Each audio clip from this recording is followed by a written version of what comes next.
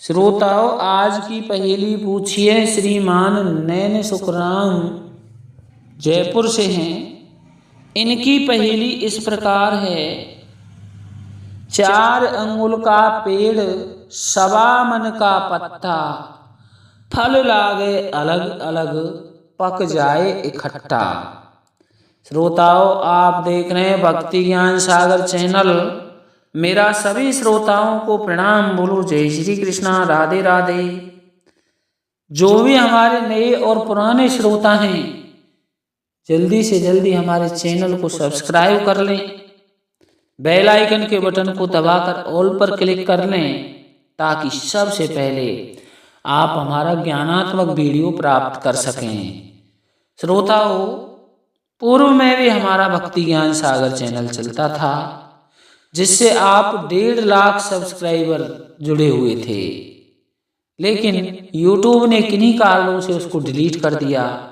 हमने पुनः भक्ति ज्ञान सागर चैनल बनाया है। अब आप पुनः हमारे इस चैनल को सब्सक्राइब कर लीजिए, ताकि आप हमारे चैनल से जुड़े रहें। आप भी इसमें अच्छी अच्छी पहेलियां पूछिए। अपना प्रयास रहेगा आपकी पहेलियों का जवाब देने का। तो श्रोताओं, अब हम पहेली पर आते हैं। 4 अंगुल का पेड़, सवा मन का पत्ता, फल लागे अलग अलग, पक जाए इकट्ठा। श्रोताओं, बात सृष्टि के प्रारंभ की है। सृष्टि के प्रारंभ में जब कलश की आवश्यकता पड़ी, कुंभकर्ष की आवश्यकता पड़ी, तो वो कुंभकर्ष आए। तो आए कहाँ से? शुभ कार्य के लिए कुंभकर्ष बोलते हैं, जिसे कलश बोलते हैं। उसको कौन बनाए? तो श्रोताओं, ब्रह्मा जी ने दक्ष प्रजापति को उत्पन्न किया। दक्ष प्रजापति को उत्पन्न किया कलश के लिए। तो भगवान भोलेनाथ जी, जो उनके दामाद थे, उन्होंने अपनी पिंडी दी।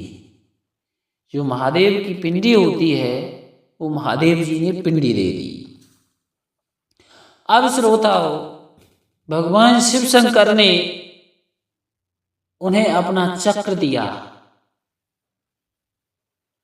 तो अब उसके बाद में ब्रह्मा जी ने जनेऊ दिया। तो श्रोताओं, पृथ्वी बोली, मैं भी मेरी मिट्टी उपलब्ध कराती हूं।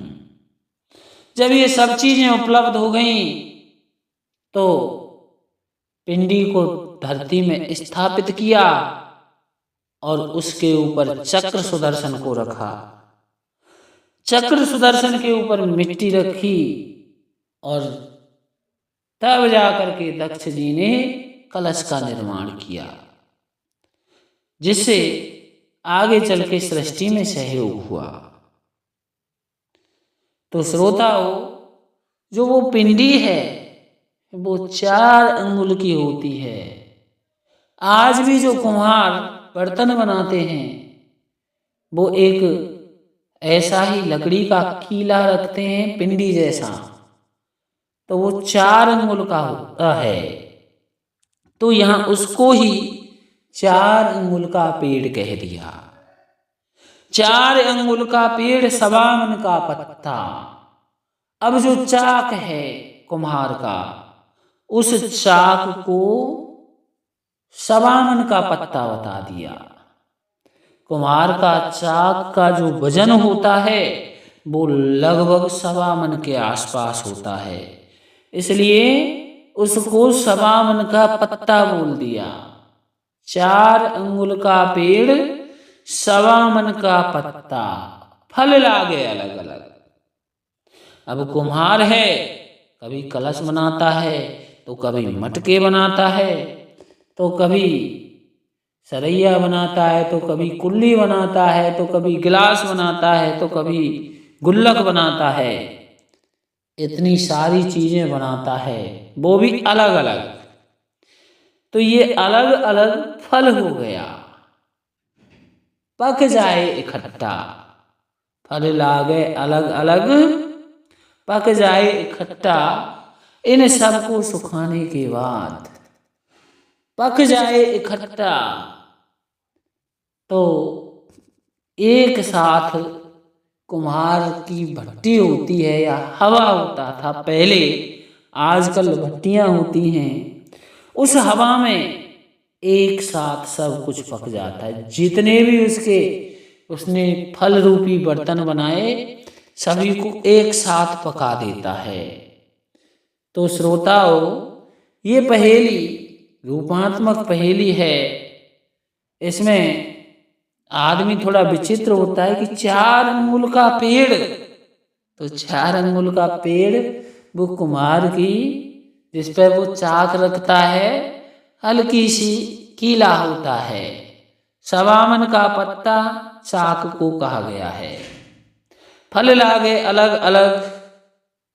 अब कुम्हार बहुत सारे बर्तन बनाता है, वो भी चाक पर ही तो बनाता है। और पक जाए इकट्ठा। अब फल कहीं इकट्ठे थोड़ी पकते हैं, लेकिन ये तो कुम्हार के ही बर्तन रूपी फल हैं जो कि एक जगह पक जाते हैं। फल लागे अलग अलग, पक जाए इकट्ठा। अब इस पहेली में सोचने वाले सोचते हैं कि फल अलग अलग लगते हैं और फिर इकट्ठे कैसे पकते हैं। तो ये जो फल हैं, ये कुम्हार का हवा होता है या भट्टी होती है। उस भट्टी के अंदर ये कुम्हार के फल, जो बर्तन रूपी फल हैं, ये सभी पक जाते हैं। तो श्रोताओ, इस प्रकार से हम इस पहेली को एक बार और दोहराते हुए समाप्त करते हैं। इस पहेली में मनुष्य को जिज्ञासा होती है, ऐसा कौन सा फल है जो कि अलग अलग लगता है और सभी एक जगह इकट्ठे पक जाते हैं।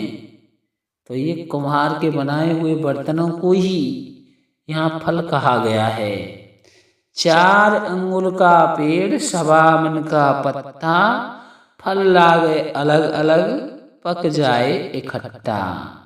4 अंगुल का पेड़ हो गया वो कुम्हार का कीला, और सवा मन का पत्ता हो गया उसके ऊपर रखा हुआ चाक। फल लागे अलग अलग, बर्तन कुम्हार अलग अलग बनाता है, लेकिन सभी इकट्ठे पक जाते हैं। इसी के साथ पहेली का अर्थ लग चुका है। बोलो जय श्री राम।